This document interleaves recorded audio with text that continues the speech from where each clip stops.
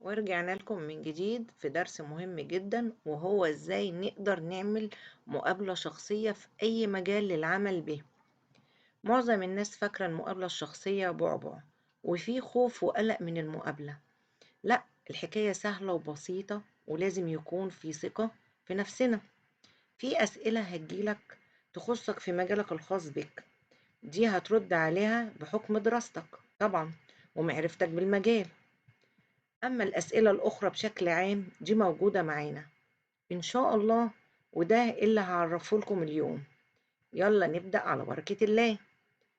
أنا هقول لكم سؤال سؤال وإيه توقعات الإجابة عليه، وإنتم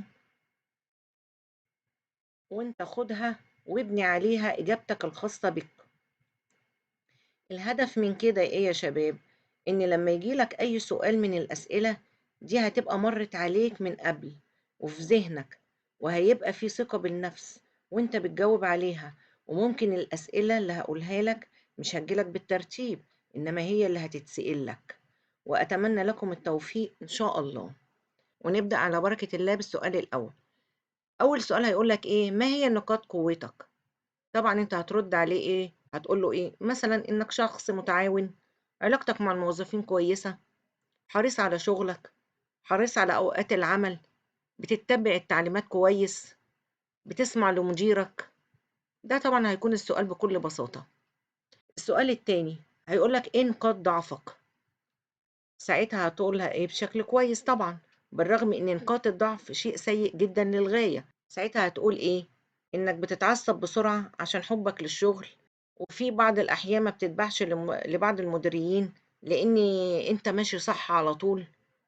وأنا السؤال يعني الرد التالت هتقول له إيه؟ وأنا كان عندي نقاط ضعف بس اشتغلت عليها وحولتها لنقاط قوة بشخصيتي. وطبعا أنت ممكن تقول نقطة أو اتنين، أو ما يكونش فيه نقاط ضعف أصلا عندك فما تقولش. هنيجي يا حبايبي للسؤال التالت. هيقولك إيه؟ ليه أنت مهتم تشتغل معانا في شركتنا؟ طبعا هتروح ردد عليه تقول له ايه؟ لانها هي شركه كبيره. دي لو كانت الشركه كبيره طبعا ده هيبقى ردك. قول له انا شايف انها شركه انها انترناشونال، شايف ان ممكن اتعلم واكسب خبرات واستحق ان اكون فيها، وكمان المرتبات هنا اكتر من بره لتقديري وتقدير مجهودي وتقدير شغلي معاكم. وبكده هيبقى سؤالك مقنع وردك مقنع، وبكده هيكون ردك مقنع ليه. السؤال الرابع، بصوا يا شباب، هيقول لك انت شايف نفسك من بعد 4 سنوات من العمل معانا هيكون شكلك ايه ووضعك ايه؟ طبعا الإجابة هتكون فلسفية شوية. ازاي؟ هتقول عن الشكل المهني ولا الاجتماعي؟ الاجتماعي لو انا مش متزوج هتقول له ايه؟ هكون أسرة وبيت وأولاد، وده الشكل الاجتماعي. اما على الشكل المهني قول له ايه؟ هبقى مدير اقليمي او مدير مبيعات او احقق انجازات كبيرة جدا للشركة، وده هيبقى ردك بكل سلاسة. هنيجي للسؤال الخامس. هيقول لك ليه في فجوة بين التواريخ في سيرتك الذاتية ما بين 2015 و2016؟ مش كاتب المكان اللي اشتغلت فيه. طبعا هتروح ردد عليه وتقول له ايه؟ ممكن تقول له كان عندك ظروف في حياتك الأسرية، أو كنت بتمر بظروف مرضية، أو كنت بتاخد كورسات معينة خاصة بمهنتك وبتزود خبرتك في مجالك المهني. يعني أي رد من دول هيفيد السؤال. السؤال السادس إيه؟ هيقول لك إيه اللي تقدر تقدمه للشركة ومحدش غيرك يقدر يقدمه؟ طبعا هترد بكل ارتياح كده وببساطة. هتقول له أنا أقدر أقدم أفكار كويسة تفيد الشركة، أقدر أساعد في إدارة الشركة وفي تغيير هيكل الإداري للشركة وفي تطوير الأقسام بالشركة، مما يعود على الشركة بزيادة المبيعات. دي طبعا نتيجة اللي انت هتقدمه للشركة، طبعا انت كده بتزود لهم ايه؟ المبيعات. السابع هيقول لك ايه هي المهارات الثلاثة اللي مديرك السابق لفت نظرك ليها لاكتسابها؟ هتقول له ايه؟ هتقول له تزويد التركيز، محاولة القيادة، تحسين طريقة معاملتي مع زملائي ومع العملاء للشركة، وازاي اكون اكون فريق عمل كويس. نيجي بقى للسؤال الثامن. هيقول لك هل انت لو اشتغلت معانا هتوافق على الانتقالات بين أفرع الشركة؟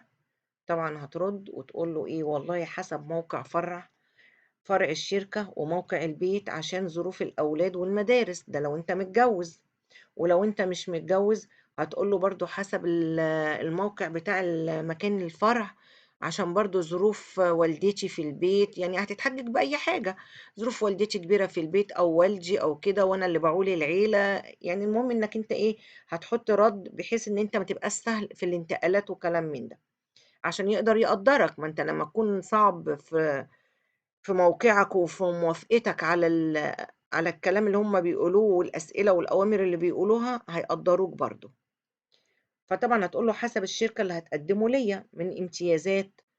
طبعا انت لازم تكون واضح وصريح طبعا في كل طلباتك من الواقعة دي. دول هينقلوك من مكان لمكان، وانت ممكن المسافة تبقى بعيدة، فلازم يبقى في مقابل من الشركة ليك للموضوع ده، ويكون مقابل مجزي كمان. تمام. هنا السؤال التاسع هيقول لك: هل أنت مستعد للسفر خارج البلاد؟ ساعتها هتسأل وتقول أنا هسافر فترة طويلة أم شهر أو أقل، وهتسأل إيه البدلات اللي هتحصل عليها من الشركة، لأن المسألة دي يا شباب لازم تكون واضحة، لأن لما يكون في مقابل في الشركة قصاد مجهوداتي، بالتالي أنا هوفي كل احتياجاتي. هنيجي للسؤال العاشر: ما هو أكبر إنجاز تفتخر بيه؟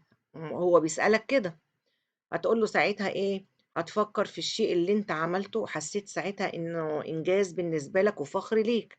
ساعتها هتقول له: ضاعفت مبيعات الشركة، شاركت في خدمة المجتمع، ساعدت في محو الأمية مع جزء كبير من الناس. وطبعا أنت هتقول بأسلوب بسيط جدا ومتواضع يخلي اللي أمامك ينبهر منك. وبكده أكون انتهيت من الجزء الأول لأسئلة المقابلة الشخصية. انتظروني في الجزء الثاني وباقي الأسئلة من سلسلة المقابلة الشخصية. أتمنى أن تنال إعجابكم، ولا تنسوني بصالح الدعاء، ولا تنسوا الاشتراك بالقناة وتفعيل زر الجرس. والسلام عليكم.